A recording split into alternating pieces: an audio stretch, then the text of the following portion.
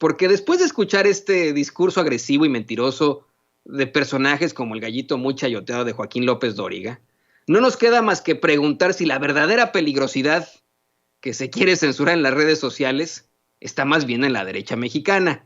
Vamos a platicarlo con el director de Regeneración, con nuestro amigo y colega Jorge Gómez Naredo. Jorge, muy buenas tardes, ¿cómo te va? Hola, buenas tardes, ¿cómo estás? ¿Cómo están todos los en censura? Un gusto estar ahí con ustedes. Muy bien, gracias Jorge, aquí obviamente con la situación enfrente de nosotros, las redes sociales, el ataque absoluto. Yo te quería preguntar precisamente eso, ¿no? Teniendo ese tipo de discursos agresivos, mentirosos, llenos de fake news, de un sujeto que ha compartido varias veces fake news y que lo hemos cachado todos en la jugada, al ser un gallito muy chayoteado. ¿No estará la verdadera peligrosidad que se quiere censurar en las redes sociales en la derecha mexicana? Mira, este es un grave problema, lo que hay relacionado con las redes sociales, en el sentido de que, pues tú sabes, y en censura lo conocen bien, los ataques que generalmente se realizan por parte de los opositores o de quienes no les gustan que existan espacios como Sin Censura, que no les gustan que existan espacios como Polemón, y que hay muchas formas en que tratan de atacar a estos espacios, ya sea inflando, poniendo bots, ¿no? Para crear algún tipo de desaguisado en fin, para atacarlo, pero también hacen denuncias, ¿no?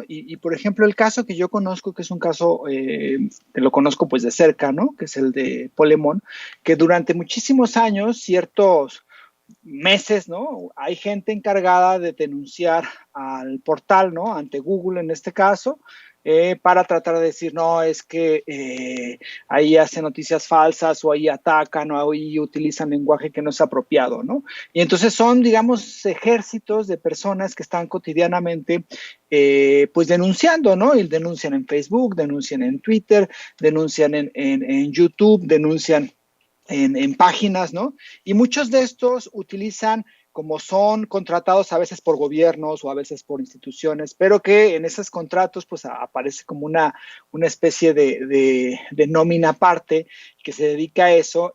También son especie de anunciantes, ¿no? Por ejemplo, en el caso que te digo de Pole, son anunciantes que se anuncian, entonces como son anunciantes dicen, no, pues aquí se está utilizando un lenguaje que no es apto y entonces hay una denuncia en contra del portal. Y esto hace que sea como cotidiano y que sea una lucha en muchos casos muy desigual contra espacios que pues lo que quieren y aprovechan, lo que se busca es aprovechar estas redes sociales para tener una voz distinta a la voz que los medios tradicionales pues nunca han dado, ¿no? Y entonces esto se vuelve un juego, ¿no? Se vuelve una estrategia donde pues estas grandes corporaciones, que es Facebook, que es Google, que son Twitter, son las que siempre van ganando, ¿no? Las que obtienen toda la publicidad, las que pueden, con un cambio en el algoritmo, hacer que un portal, que un canal de YouTube, que una página en Facebook tenga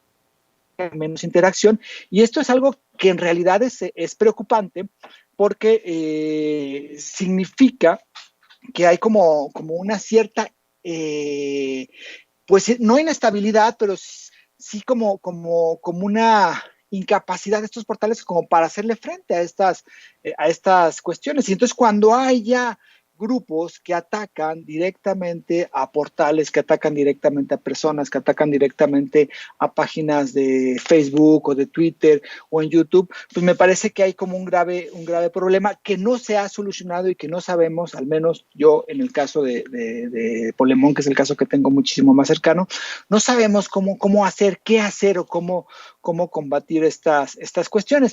Y no solamente eso, ¿no? Porque estos grupos actúan y también organizan y le dan fuerza a otros portales, a otros perfiles, que es muy obvio, ¿no? En el caso de Twitter es muy obvio cómo inflan perfiles. Yo te puedo asegurar que, por ejemplo, el perfil de López Dóriga tiene un montón de bots que ahí tienen inflados, o lo mismo sucede con el perfil de Latinus, de Carlos de Mola, el caso, por ejemplo, de Fernando Belauzarán y de estos grupos de la oposición que pasan y pasan, inflan los perfiles, provocan estos perfiles que haya más interacción, pero al fin y al cabo, pues son estrategias. Y contra esas estrategias, muchas de las plataformas no actúan, pero en otros casos actúan con estos espacios.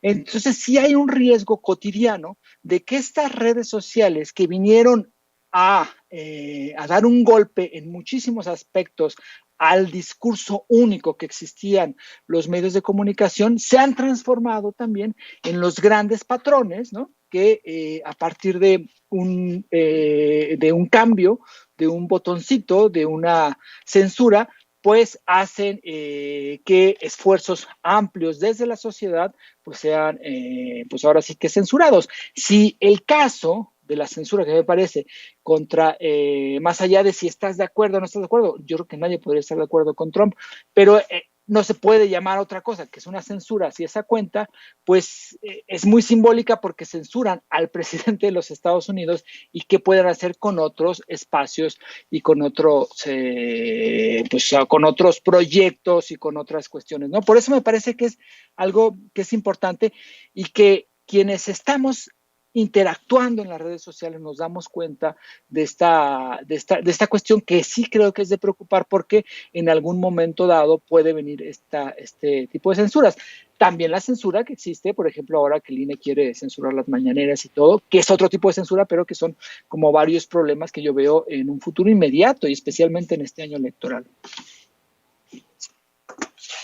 Y bueno, aquí le voy a pedir a David que nos grabe porque precisamente de esto tenemos que hablar, de este tipo de censuras que ya estamos viendo que están intentando establecer, Jorge. Y te lo digo porque en efecto, desde una situación que es indefendible para muchos, que desde un personaje que es indefendible como lo es Donald Trump, de ahí muchos se suben al tren, y discúlpame tú la palabrota, pero así se llama, al tren del mame, pues a buscar comparar la situación que ocurre en Estados Unidos con México, que no tiene, pero nada que ver, absolutamente nada que ver, y viene precisamente esta comparación desde la ultraderecha, comparando a un México que está luchando contra esa ultraderecha, ¿no? Es absolutamente ridículo. El punto es, en todo caso, que ya hay una opción absoluta de censura, como bien lo mencionabas, la censura a la conferencia de prensa mañanera. Quiero comentarte que mientras platicábamos, el consejero presidente del INE ya le contestó al presidente López Obrador que no está sugiriendo suspender o cancelar sus mañaneras, sino que se debe suspender su transmisión durante las campañas electorales, algo que es pues ridículo, ¿no? Es como si tú y yo tuviéramos esta conversación en estos momentos, solamente tú y yo, sin ninguna intención periodística. La conversación se quedaría entre tú y yo. ¿Qué te parece que escuchamos a Lorenzo Córdoba y platicamos sobre esta clara censura que se está buscando hacer hacia las redes sociales? Perfecto. Ante la desinformación que se ha difundido sobre la transmisión de las conferencias mañaneras del presidente Andrés Manuel López Obrador, hay que aclarar a la opinión pública que nadie ha propuesto suspenderlas o cancelarlas. Los criterios vigentes y que se han aplicado en los últimos 2 años establecen que, durante las campañas electorales, se debe suspender la transmisión íntegra de esas conferencias al considerarse que, al realizarse en ellas una promoción de los logros de gobierno, constituyen propaganda gubernamental, cuya difusión está prohibida durante las campañas por nuestra Constitución. Nadie ha sostenido que el gobierno debe renunciar a su derecho a informar. Por su parte, los medios de comunicación tienen el derecho y la obligación de comunicar lo que se dice en esos espacios e incluso retomar fragmentos de dichas conferencias, pero no transmitirlas completas durante las campañas electorales. Así ocurrió en los estados que tuvieron procesos electorales en 2019 y en 2020, donde tanto el gobierno federal como los medios de comunicación acataron con responsabilidad las resoluciones de la autoridad electoral. Esos mismos criterios, que hoy están vigentes, deberán aplicarse en las elecciones de este año a partir del próximo 4 de abril, cuando comenzarán en todo el país las campañas. Como siempre, el INE vigilará que así suceda. En México prevalece la libertad de expresión, que es un derecho que el INE defiende y promueve sin reserva alguna. Pero también deben mantenerse las condiciones de equidad y legalidad en la competencia política, y el INE las va a salvaguardar conforme a sus atribuciones constitucionales. Tal como ocurrió en 2018, 2019 y 2020, el INE garantizará desde su autonomía que este año la ciudadanía pueda votar en libertad, que su voto se respete y que las condiciones de equidad en la competencia se mantengan para que, una vez más, tengamos elecciones plenamente democráticas. Déjame decirte, Jorge Gómez Naredo, que pues en mi casa siempre dicen que el que calla otorga. Hoy el presidente López Obrador acusó abiertamente a Lorenzo Córdoba de solapar, de avalar fraudes, de hacerse de la vista gorda en situaciones muy, muy irregulares en su gestión como consejero presidente. Ahora nos sale con que simple y sencillamente están buscando que no se transmitan las conferencias de prensa mañaneras, ¿no? Es algo terrible, es algo ridículo, que se pueden llevar a cabo. No tiene ningún sentido si no tiene difusión. Y te escuchamos tu comentario. Sí, bueno, Lorenzo Córdoba, desde que inició su gestión y desde hace mucho tiempo, él debió haber sido, recuerda esa conversación que se filtró donde con argumentos, bueno, no argumentos, ¿no? Con palabras racistas, clasistas, se refería a personas, ¿no? Pueblos autóctonos de México, ¿no? Entonces, creo que esa es una visión que yo creo que es muy... no debió de haber continuado, pero además esta cuestión de lo que hablaba hoy Andrés Manuel López Obrador, de avalar fraudes. Recuerda el caso del Estado de México en 2017, que se hizo un fraude terrible y que el INE no intervino a pesar de que podía haber intervenido en esa compra de votos de forma verdaderamente grotesca. Ahora, esta cuestión de la mañanera siempre ha sido un debate, es decir, a la oposición le molesta muchísimo la mañanera, ¿no? Porque ellos lo que hacen es difundir noticias falsas, difundir ataques en redes sociales contra Andrés Manuel López Obrador. Y la única forma que Andrés Manuel tiene de tener esos ataques cotidianos, no hacia, digamos, hacia Morena, no, hacia su gobierno y hacia su persona, pues es a través de las mañaneras, ¿no? Entonces es ahí un espacio que es, por un lado, una relación directa con la gente, una apertura con los reporteros, las reporteras que van. No hay preguntas sembradas, no hay arreglos, no, ahí pregunta quien quiere preguntar y pregunta sobre cualquier tema, o sea, no hay ningún tipo de censura. Y ahí también, pues, la posibilidad que tiene Andrés Manuel de aclarar cualquier punto que haya sido establecido en los periódicos, en la agenda pública. Entonces, por eso es tan importante. No es una cuestión de propaganda, sino es una cuestión de un derecho que tiene el gobierno a informar a su población sobre la situación que guarda el Estado, sobre la situación que se vive. Y esto ha sido importantísimo, recordemos, en este caso de la pandemia. Si no hubiera habido estas conferencias, tanto las mañaneras como las vespertinas, la desinformación hubiera reinado de una forma grotesca en el país, y de por sí estos medios de golpeteo y de no sé cuántas cosas y de noticias falsas y fake news, y, en fin, un montón de información que no, que era o por golpeteo o por otros tipos de fines, pues era contrarrestada con las mañaneras y con las vespertinas que encabeza el doctor Hugo López-Gatell, ¿no? Entonces, la intención del INE, evidentemente, es hacer suspender, ¿no? Porque en términos reales, que no se transmitan ni por YouTube del gobierno federal, ni por los canales de televisión pública, ni por ningún lado, pues es en prácticamente suspender. Nadie vería, como bien lo dices, las mañaneras. Es en esta estrategia de campaña para que se llenen las redes sociales de noticias falsas en contra del gobierno de Andrés Manuel y que eso se relacione con la cuestión de Morena, ¿no? Entonces, el tratar de censurar las mañaneras en realidad es parte de una estrategia política, que esto es muy, muy, muy preocupante, que encabeza el mismo presidente del INE, Lorenzo Córdoba, para beneficiar a los partidos que están en contra de Andrés Manuel López Obrador, porque es muy fácil esa estrategia, es muy obvia la estrategia, ¿no? Dejamos que el discurso de Andrés Manuel no aparezca en los medios, no aparezca en redes sociales, que la figura de Andrés Manuel no aparezca, porque nosotros decimos que es una figura que hace propaganda, pero en realidad está informando, y entonces tenemos la cancha, digamos, libre para nosotros establecer cualquier tipo de mentira, cualquier tipo de ataque y que no pueda ser contrarrestado, ¿no? ¿Cuántas veces, por ejemplo, Andrés Manuel, ante una noticia, ante una portada de Reforma o del Universal, en las mañaneras no ha dicho, esto no es cierto, o esto es así?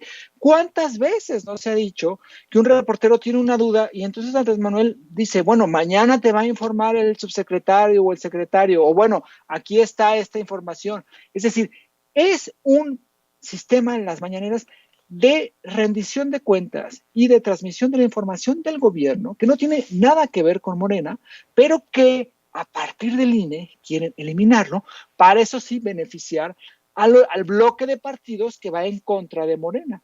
Y eso a mí me parece que es algo muy ruin, y eso a mí me parece que es una cuestión que lo vemos, ¿no? Lorenzo Córdoba es un odiador de Andrés Manuel. Cuando hablamos y cuando él empezó a hablar sobre el populismo y que el populismo es terrible, y que incluso sacó un video comparando lo que sucedía en Estados Unidos, ¿no? Y diciendo, no, acá tenemos que cuidar la democracia.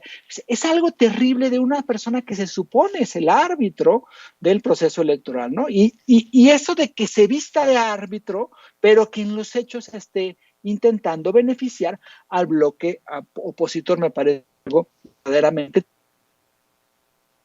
leer esto que está diciendo, pues en ese tipo de contexto, ¿no?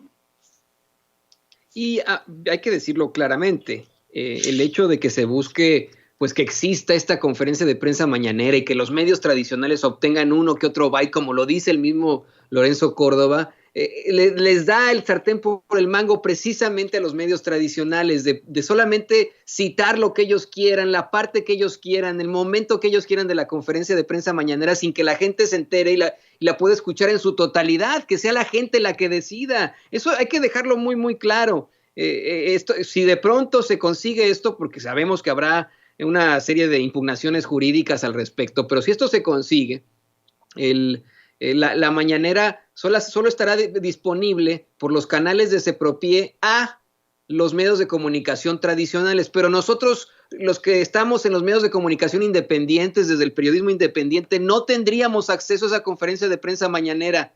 No le podríamos nosotros mostrarle parte por parte esa conferencia mañanera, si usted lo quiere ver así. Esa sería la gran problemática. Por lo que, bueno, pues esto, querido Jorge Gómez Naredo, es una problemática que tenemos que luchar por, tenemos que ver por. No nos podemos quedar de brazos cruzados. Hoy el presidente López Obrador dice, a ver, que sea la ciudadanía la que decida si se censura o no a la conferencia de prensa mañanera. Y mira, ante todos estos ataques, le voy a pedir a don David que nos grabe. Tienes toda la razón, en efecto, el ataque es constante y la cita es constante. Mientras hoy ningún medio de comunicación tradicional está dando a conocer la declaración del presidente López Obrador en la que acusa abiertamente a un Lorenzo Córdoba de avalar, de solapar fraudes, de hacerse de la vista gorda en fraudes electorales.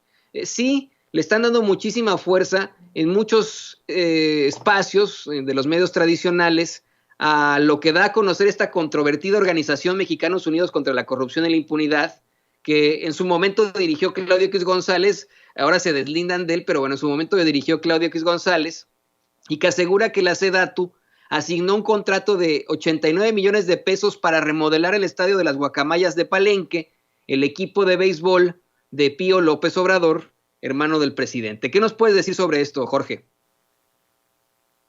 Sí, fíjate que ese es un tema que ayer son muy obvios, ¿no? Ayer Mexicanos contra la Corrupción saca como a eso de las 6, 7 u 8 de la tarde este reportaje, yo creo que sí quisiera ponerlo entre comillas, y luego, ¿no? El Universal saca, Reforma saca, el Financiero saca, Latino saca, ¿no? Y entonces después toda la andanada de bots se tratan de hacer hashtag, ¿no? Lo de Pío López Obrador, y entonces el gobierno beneficia a Pío López Obrador y le da 80 millones de pesos. Ese, digamos, es como el discurso que ellos quisieron imponer ayer y que lo han estado tratando de imponer también hoy. La cuestión es que lo que levanta ese, digamos, reportaje, lo vuelvo a repetir entre comillas, es una información que ya se ha pasado en el 2020, que ya se había exhibido, ¿no?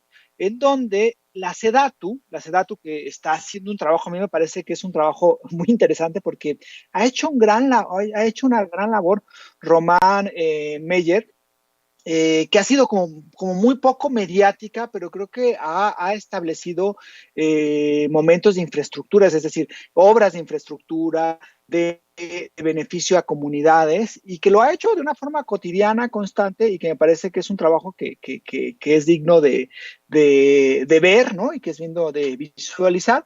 Y entonces la SEDATU pues tiene desde que llegó Andrés Manuel, ha estado reconstruyendo espacios, ¿no?, deportivos, que son muy importantes porque recuerden que esos espacios deportivos hacen que haya cohesión, que haya también se lucha contra la obesidad y en fin, son importantes estos espacios.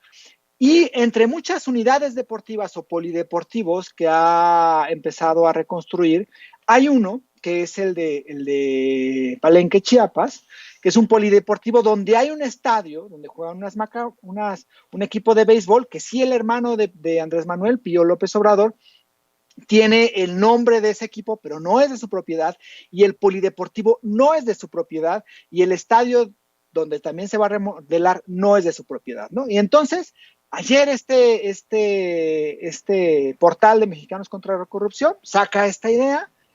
Es un tema que ya Román Meyer había aclarado en octubre, donde dice, nosotros lo que hicimos es que vimos eso, ¿no?, que había una petición del Ayuntamiento de Palenque para que se arreglara esto, hicimos el análisis, lo establecimos con el municipio, lo establecimos con el gobierno estatal, vimos también con la comunidad, vimos que era viable, vimos que se necesitaba, y entonces vamos a reconstruir esa polideportivo donde hay canchas de fútbol, donde hay otras cosas, y además está el estadio que es utilizado por un equipo de béisbol, ¿no?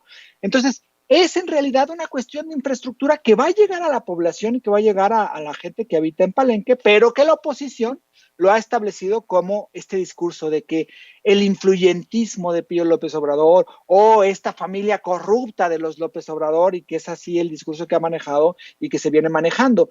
Pero en realidad, y lo que es peor, es que ese reportaje que sacó Mexicanos contra la Corrupción de Raúl Olmos, que lo escribió Raúl Olmos, no cita la declaración de Román Meyer, o sea, no hace mención a ninguna aclaración que ha hecho la SEDATU, ni hace mención a los programas que tiene la SEDATU con las unidades deportivas, ¿no? Y entonces me parece que es evidente el ataque, y claro, eso es un caso, por ejemplo, que se pudo haber tratado en la mañana, no se trató porque ni siquiera llegó a ello, pero que son de los muchísimos casos. Si utilizamos, ahora regresando a lo de Lorenzo Meyer, la lógica, a lo del director del INE, Lorenzo Córdoba, la lógica es que no se hable del gobierno de Andrés Manuel López Obrador durante las campañas, entonces pues prácticamente, pues entonces ni los medios tradicionales tendrían que transmitir la información del gobierno, porque en este razoneamiento de Lorenzo de Córdoba, pues sería así, ¿no? O sea, que no se hable de Andrés Manuel, que no se mencione el nombre